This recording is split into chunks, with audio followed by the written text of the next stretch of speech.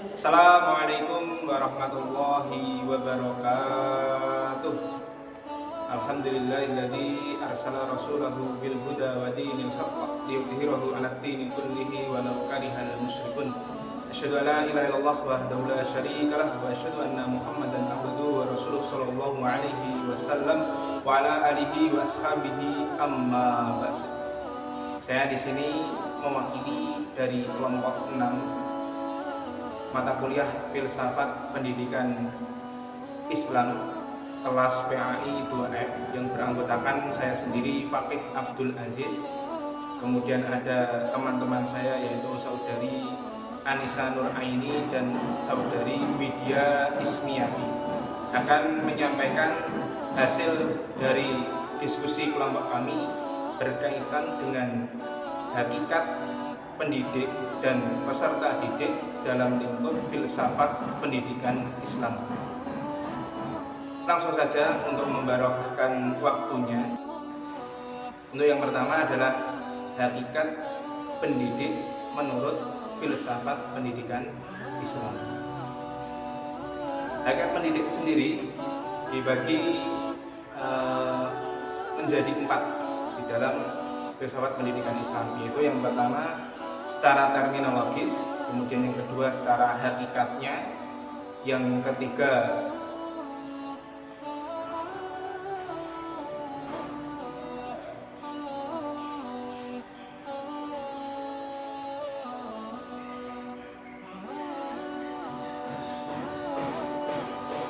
secara kepribadiannya, dan yang keempat secara tugasnya. Yang pertama yaitu secara terminologisnya. Secara terminologisnya, pendidik menurut Al-Rasyidin bahwa dalam perspektif falsafah pendidikan Islam dikenal beberapa istilah yang merujuk pada makna pendidik, yaitu murabbi, muallim, muadzib, syekh, mursyid, mudarris, dan ustadz. Dilacak dari akar-akarnya seluruh istilah tersebut, maka akan terlihat bahwa penggunaan istilah tersebut terinspirasi dari Al-Quran, Al-Hadis, dan ijtihad ulama.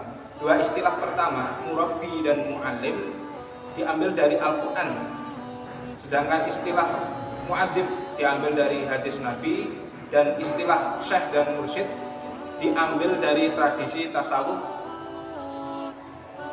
Maksudnya istilah mudarris dan ustadz diambil dari tradisi peradaban Islam, khususnya tradisi bahasa dan sastra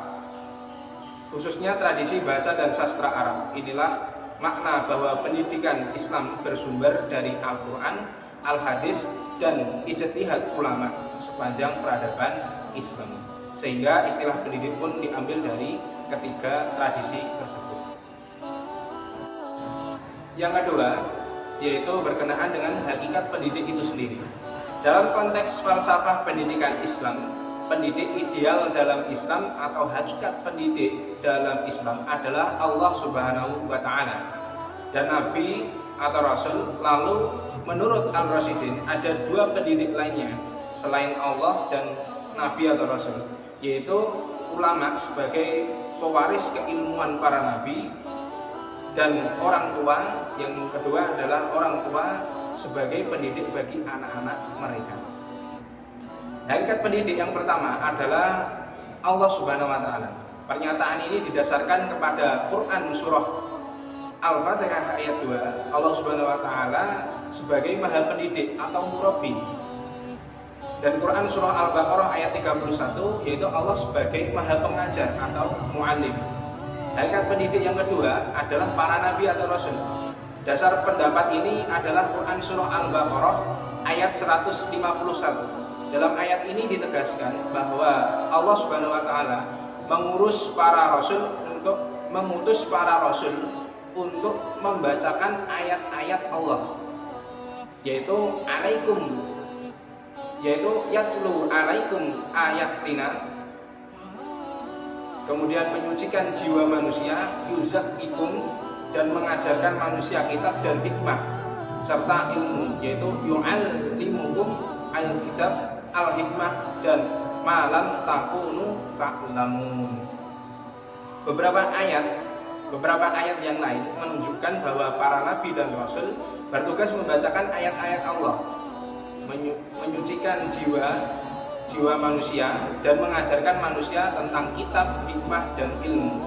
Seperti dalam Quran surah Ali Imran ayat 164 dan Quran surah Al-Jumu'ah ayat 2. Para nabi dan rasul bahkan menjadi teladan bagi seluruh manusia atau sebagai uswatun hasanah, sebagaimana disebutkan dalam Quran surah Al-Ahzab ayat 21. Karenanya para nabi dan rasul menjadi contoh bagi manusia. Jelas bahwa para nabi dan rasul merupakan murabbi, muallim dan muadzib bagi manusia, dan kedudukan mereka diperoleh berkat kesempurnaan mereka sebagai manusia. Kesempurnaan para nabi dan rasul sebagai manusia dan kelak menjadi pendidik manusia adalah karena mereka dididik langsung oleh Zat yang Maha Pendidik, yaitu Allah Subhanahu wa Ta'ala. Sedangkan hakikat pendidik yang ketiga adalah para ulama atau para pewaris keilmuan dari para nabi. Di antara dalil bagi pernyataan ini adalah Quran surah Al-Fatir ayat 28. Istilah ulama disebut Al-Quran sebagai orang yang sangat takut kepada Allah atau khosyah, orang yang sangat takut. Dalam hadis Nabi yang terdapat dalam Sunan Abi Dawud disebutkan bahwa ulama adalah pewaris para nabi. Al ulama warasatul anbiya. Kemudian hakikat yang keempat, yaitu hakikat pendidik yang keempat adalah orang tua. Pendapat ini didasarkan pada Quran surah Al-Isra ayat 24 dan Quran surah Luqman ayat 12 sampai 19. Quran surah Al-Isra ayat 24 menyiratkan bahwa orang tua bertugas mendidik, memelihara dan mengasuh anak-anak mereka sewaktu kecil. Bahkan termasuk sebagai kontrol, orang yang mengontrol, orang yang mendidik ketika di rumah. Jadi peran pendidik terutama orang tua ini juga sangat vital. Kemudian sub yang ketiga yaitu kepribadian pendidik sebagai pendidik. Allah Subhanahu wa Ta'ala dan para nabi, rasul memiliki kepribadian yang harus ditiru oleh para pendidik muslim. Sebagai bukti yang nyata dalam mendidik alam dan para nabi dan rasul, Allah Subhanahu wa Ta'ala menampilkan dirinya sebagai Zat yang Maha Pendidik dan yang memiliki kepribadian yang baik sebagaimana tergambar dalam Asmaul Husna. Oleh karenanya pendidik muslim harus bisa mengaktualisasikan nilai-nilai dari Asmaul Husna dalam kehidupannya sebagai seorang pendidik. Sekedar contohnya, seorang pendidik muslim haruslah memiliki sifat seperti pengasih, penyayang, penyabar, adil, bijaksana, dan pemaaf. Kemudian sub yang ketiga, yang keempat sebagai tugas pendidik. Adapun tugas pendidik dalam perspektif pendidikan Islam mengacu kepada 3 hal, yaitu yang pertama, pendidik muslim bertugas melanjutkan tugas-tugas para nabi dan rasul sebagaimana dijelaskan dalam Quran surah Al-Baqarah ayat 151, Quran surah Ali Imran ayat 164 dan Quran surah Al-Jumu'ah ayat 2. Ketiga ayat ini menjelaskan bahwa Allah Subhanahu wa Ta'ala sebagai Maha Pendidik mengurus para nabi dan rasul untuk 3 tugas, mengutus para nabi dan rasul untuk 3 tugas, yaitu pertama membacakan ayat-ayat Allah kepada manusia, kedua mengajarkan hikmah kepada manusia, ketiga mengajarkan ilmu kepada manusia. Karena itu tugas pendidik muslim adalah melanjutkan tugas-tugas dari para nabi dan rasul, yaitu mendidik peserta didik dalam hal ayat-ayat Allah, hikmah dan keilmuan. Kemudian yang kedua, secara garis besar tugas yang kedua, pendidik muslim bertugas mengantarkan peserta didik untuk mencapai tujuan hidupnya, yaitu bersyahadat kepada Allah Subhanahu wa Ta'ala, seperti yang sudah dijelaskan dalam Quran surah Al-A'raf ayat 172, yaitu menjalankan fungsinya sebagai hamba Allah yang senantiasa beribadah kepadanya, Quran surah Az-Zariyat ayat 53, dan mengemban tugasnya sebagai khalifah Allah Subhanahu wa Ta'ala di bumi, seperti halnya terdapat pada Quran Surah Al-Baqarah ayat 30. Dan tugas yang terakhir secara garisnya, tugas yang ketiga, yaitu pendidik bertugas untuk meneruskan tugas para ulama sebagai penyampai pesan-pesan agama kepada peserta didiknya, pemutus masalah peserta didiknya secara bijaksana, kemudian penjelas masalah agama kepada peserta didiknya berdasarkan Al-Quran, dan pemberi teladan yang baik kepada peserta didiknya. Jadi sebagai seorang hakikatnya, sebagai seorang pendidik, di dalam Al-Quran dan Al-Hadis sudah dijelaskan, sudah ada rangkaiannya. Jadi tidak asal sebagai seorang pendidik, harus mempunyai skill, harus mempunyai kemampuan sebagai seorang pendidik. Kemudian pengertian peserta didik. Secara etimologi, peserta didik dalam bahasa Arab disebut tilmid, jamaknya adalah talamid yang artinya adalah murid. Maksudnya adalah orang-orang yang mengingini pendidikan. Dalam bahasa Arab dikenal juga dengan istilah tolib, jamaknya yaitu tulab yang artinya mencari. Maksudnya adalah orang-orang yang mencari ilmu. Kemudian pasal 1 ayat 4 Undang-Undang Republik Indonesia Nomor 20 Tahun 2003 tentang Sistem Pendidikan Nasional, peserta didik adalah anggota masyarakat yang berusaha mengembangkan dirinya melalui proses pendidikan pada jalur jenjang dan jenis pendidikan tertentu. Kemudian Abu Ahmadi juga menuliskan tentang pengertian peserta didik. Peserta didik adalah orang yang belum dewasa yang memerlukan usaha bantuan bimbingan orang lain untuk menjadi dewasa guna dapat melaksanakan tugasnya sebagai makhluk Tuhan, sebagai umat manusia, sebagai warga negara, sebagai anggota masyarakat, dan sebagai suatu pribadi atau individu. Kemudian kesimpulan dari pengertian yang telah disebutkan adalah peserta didik merupakan anggota masyarakat yang belum dewasa yang memiliki fitrah atau potensi baik secara fisik maupun psikis yang memerlukan usaha bantuan dan bimbingan orang lain yang lebih dewasa untuk mengemban dirinya melalui proses pendidikan pada jalur jenjang dan jenis pendidikan tertentu. Hakikat peserta didik.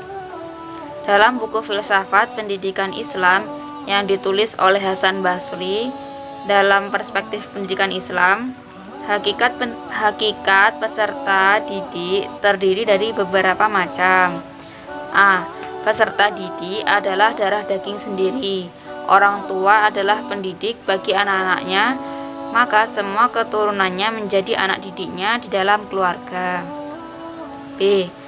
Peserta didik adalah semua anak yang berada di bawah bimbingan pendidik di lembaga pendidikan formal maupun non-formal seperti di sekolah, pondok pesantren, tempat pelatihan, sekolah keterampilan, tempat pengajian anak-anak seperti TPA, majelis taklim, dan sejenis.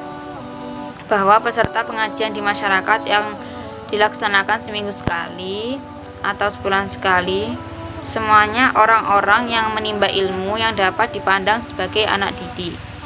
C. Peserta didik secara khusus adalah orang yang belajar di lembaga pendidikan tertentu yang menerima bimbingan, pengarahan, nasihat, pembelajaran, dan berbagai hal yang berkaitan dengan proses kependidikan. Tugas dan tanggung jawab peserta didik. Berkenaan dengan tanggung jawab dalam perspektif falsafah pendidikan Islami, tanggung jawab utama peserta didik adalah memelihara agar semua potensi yang telah diberikan Allah Subhanahu wa taala kepadanya dapat digunakan sebagaimana mestinya. Atiyah Al-Abrashi mengungkapkan bahwa kewajiban-kewajiban yang harus senantiasa dilakukan peserta didik adalah: A. Sebelum memulai aktivitas pembelajaran, peserta didik harus terlebih dahulu membersihkan hatinya dari sifat yang buruk. B. Peserta didik belajar harus dengan maksud mengisi jiwanya dengan berbagai keutamaan untuk mendekatkan diri kepada Allah. C. Bersedia mencari ilmu ke berbagai tempat yang jauh sekalipun, meskipun harus meninggalkan keluarga dan tanah air. D. Tidak terlalu sering menukar guru dan hendaklah berpikir panjang sebelum menukar guru. Hendaklah menghormati guru, memuliakan dan mengagungkannya karena Allah, serta menyenangkannya dengan cara yang baik. Peserta didik juga harus bersungguh-sungguh dan tekun dalam belajar, serta bertekad untuk belajar seumur hidup. Etika guru dan pelajar dalam pembelajaran. Pemikiran Kiai Haji Hasyim Asy'ari yang membahas etika peserta didik dalam proses pembelajaran dan apa yang harus dilakukan di hadapan guru serta tujuan belajar. Ada 8 macam etika, yaitu A. Mengawali belajar dari hal-hal pokok yang terdiri dari 4 macam cabang ilmu. B. Mempelajari Al-Quran dengan sungguh-sungguh meyakini kebenarannya, serta giat dalam memahami tafsir dan segala macam ilmu yang berhubungan dengan Al-Quran. C. Jangan terlalu cepat berkecimpung ke dalam argumen dan isu-isu yang diperselisihkan oleh para ulama dan orang-orang yang umumnya. D. Meminta guru atau orang yang dipercaya untuk mengoreksi buku yang dia pelajari sebelum menghafalkannya. E. Bersegera menghadiri majelis ilmu. Selanjutnya, selalu menghadiri majelis ilmu, terutama yang dilakukan oleh guru jika itu memungkinkan.